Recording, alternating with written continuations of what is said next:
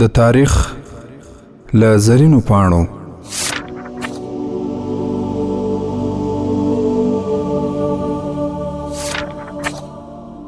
د مملوکه سلطنت یعنی ځانځاني واکمنۍ په مهال د اشبیلي پاچا المعتمد بن عباد ته خپل وزیرانو مشوره ورکړه چې د زلاقه په میدان باندې د عیسائی جنرال الفانسو سره د جګړې لپاره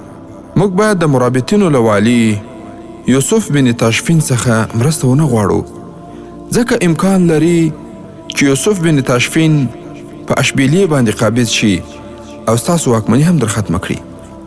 د دغه خبرې په جواب کې معتمد یوه داسې جمله وویله چې هغه د تاریخ په پاڼو کې په زرینو کرښو ثبت شوه او دغه یوې جملې په اندلس کې د اسلامي سلطنت قیام ته 400 کاله دوام ورکړ. المعتمد بن عباد وویل د قسطلي عیسائی الفانسو له خنجرانو څرولو څخه دا راته بهتره ده چې د افریقا په دښتو کې د خپل مسلمان ورور یوسف بن تاشفین اوښان وڅروم.